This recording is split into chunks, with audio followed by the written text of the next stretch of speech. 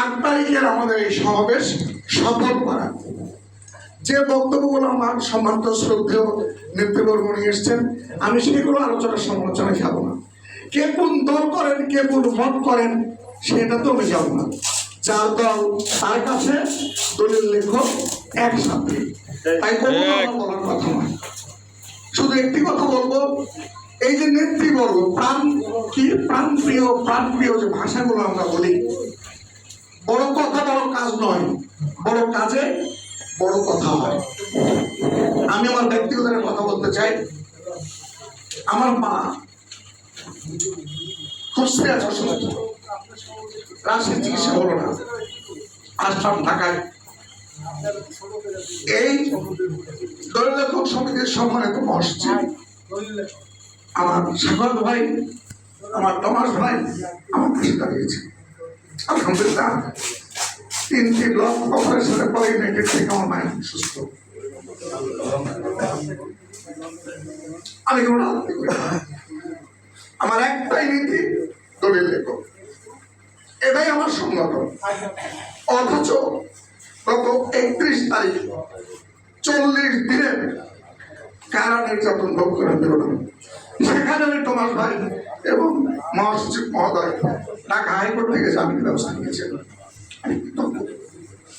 আমি একটা কথা বলবো, এক বিদ্রোহ থাকবে এই সংগঠনে যেমন করে হোক, যেভাবে হোক 8 তারিখের সমাবেশ সফল হবে। রাজশাহী থেকে কয়টা বাস আসবে আমি জানি না, আমি সেটাও বলবো না, অর্থের জন্য বলবো না। রাজশাহী জেলা আমাকে বলা হয়েছিল প্রতি জেলা থেকে 2 জন। আমার রাজশাহী কয়টি জেলা? 8টি। তাহলে কয়জন আসার কথা? 16 জন। আমার লোক এসছে 20 জন। কতজন চান দলিল লেখক? প্রত্যেকটা উপজেলা থেকে আসবে। একটি টাকাও এই সংগঠনকে দিতে হবে না, আমার দলিল লেখকের ব্যয় করবে। আপনারা কেউ না জানো, আমি ছোট মানুষ, তারপরেও জানি যে দলিল লেখক সমিতির কোনো অ্যাকাউন্টের টাকা নেই। গত সম্মেলন যখন হয় 3 দিন ব্যাপী আমার শ্রদ্ধেয় বড় ভাই তাই ভাই বাড়িতে আমি খাতা কলম হিসাব নিকাশ করেছি। ওরা বাংলার কোন অফিস থেকে কত টাকা এসছে, কোন কোন খাতে কত টাকা ব্যয় হয়েছে, কতজন জানে? আজকে 150-90 কিছু তো লোক উপস্থিত আছে।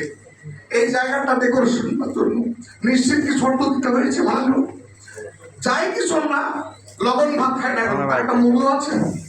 কোথা থেকে আসবে এই টাকা?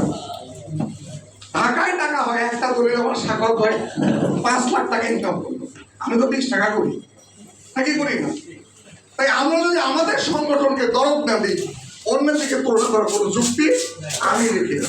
আমি শুধু এইটুকু বলবো, যত লোক দরকার সমাবেশে সফল করতে, যতটুকু দরকার রাজশাহী বিভাগ আছে এবং থাকবে, প্রত্যেকটা জেলা এবং বিভাগ পর্যায়ে।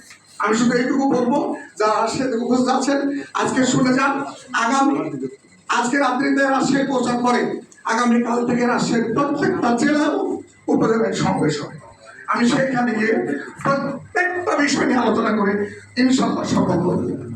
আর একটা বিষয় বলি, তালিকা। এই তালিকা নিয়ে আমার একটু কষ্ট, সেটা হচ্ছে রাজশাহী বিভাগের তালিকা কে দিবে?